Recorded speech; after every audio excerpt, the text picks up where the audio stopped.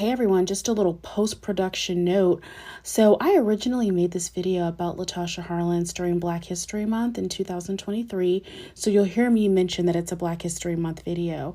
You will also hear me use the term unaliving, which is an absolutely ridiculous term that we use on TikTok to avoid the censors instead of saying words like killed or murdered.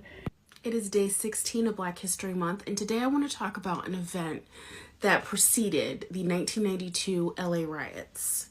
Trigger warning, I will be discussing the violent unaliving of a Black teenage girl. The LA riots are known best for really surfacing after the brutal beating of unarmed Rodney King, who was brutally beat by the LA police. And here we are 30 years later, and these things are still happening. Some things never change, unfortunately.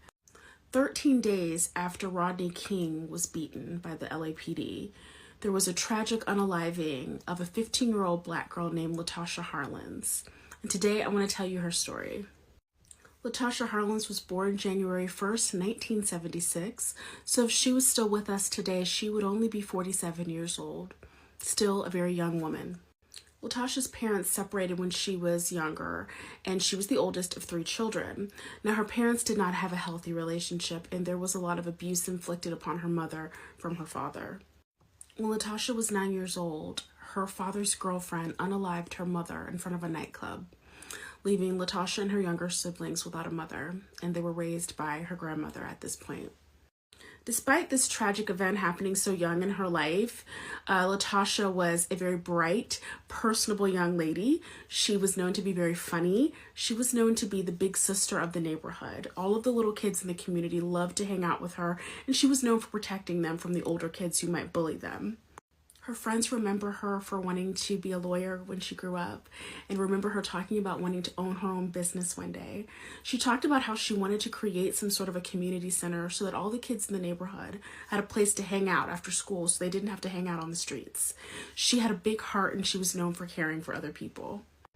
Latasha was a straight-A student who was always on the honor roll, and she had dreams of becoming a mother one day. She wanted to have 3 children.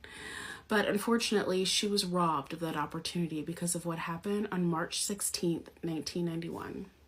Latasha and her family lived in South Central LA. So this is the 90s. And at this point in time, this is a predominantly Black neighborhood. And many of the businesses there, the local shops, were owned by other Korean Americans. There were numerous incidents of racism and flat-out violence between the Korean shop owners and the Black residents of this community. And it was very well known that many of the Koreans there were very racist towards the Black residents that lived there. It was a Saturday morning shortly after 10 a.m. when Latasha walked into Empire Liquors, which was owned by the Dew family. Now, usually during this time, the husband would have been behind the counter, but that morning he was not there. He was actually outside the store, and it was his wife, Sunja Dew, who was behind the counter that day. Latasha walked into the store and walked to the back where the refrigerated section was, and she grabbed a bottle of orange juice that her grandmother had sent her to get. The cost of the orange juice? $1.79. Now, Mrs. Dew saw her put the bottle of orange juice in her backpack, and Latasha made her way to the counter. Sunja Dew thought that Latasha was stealing the orange juice. What she didn't realize or didn't pay attention to was that in her hand she had $2 bills. She was coming to the counter to give the money for the orange juice. A physical altercation happened because Sunja Dew grabbed her backpack and tried to snatch her backpack off of her, which resulted in Latasha pushing her off of her. Sunja Dew fell to the ground. She threw a stool at her, and that forced Latasha to then just take the bottle of orange juice and just hand it back to her, and she was walking out of the store. There were 2 eyewitnesses, 2 children, a 9-year-old and a 13-year-old, as well as the security footage that caught the entire thing. What happened next was Sunja Dew grabbed a pistol from behind the counter and unalived Latasha from behind as Latasha was walking out of the store. This beautiful young girl, this 15-year-old Black child, was unalived over a bottle of orange juice that cost $1.79. That she wasn't even trying to steal. And in her hand was the $2 because she was intending to pay for that orange juice. Soon Jadu claimed self-defense because she felt like her life was in danger. Yeah, well, on November 15th, 1991, a jury found her guilty and said that she was in complete control and that she should not have fired that gun. They found her guilty of voluntary manslaughter, which had a maximum sentence of 16 years. However, this was the judge. This is Judge Carlin. She didn't think that that was the appropriate sentence, so she reduced it. Soon Jadu did no jail time, and she was sentenced to 5 years of probation, a fine of $500, and 400 hours of community service. Judge Carlin said, and I quote, "Did Mrs. Du react inappropriately? Absolutely. But was that reaction understandable? I think it was." The verdict from Latasha's case, in combination with the acquittal of the officers who savagely beat Rodney King, is what popped off the LA riots.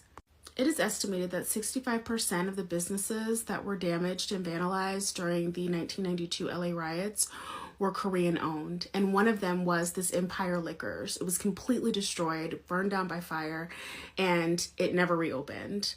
It is now, like the location where it's at now, is now owned by completely different management. It is important for us to remember Latasha not as the girl who died over a bottle of orange juice. We need to remember her as the young Black girl who never even got the benefit of the doubt. When she walked in that store, she was immediately looked at as though she was a villain. She was immediately demonized, and she didn't get a chance to get the benefit of the doubt.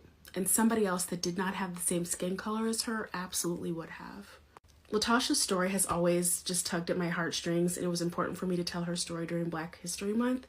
But there's also another person that was really just taken by her story. Tupac. He mentions her in at least 4 different songs, and I mean, he was only 4 years older than her, and of course, you know, LA was his stomping grounds, so this is something that he would have definitely heard about. And of course, you know, ironically enough, he also becomes a victim to gun violence just a few years later. If you have Netflix, I encourage you to watch the documentary. It's called A Love Song for Latasha. It's 20 minutes long. We've all got 20 minutes to spare. And her family is involved in the production of it. And we get to hear what she was like from their eyes. And it's a very human portrait of a young girl who just never got a chance to live the life that she deserved to live. Thank you guys for watching. And remember to say her name, Latasha Harlins.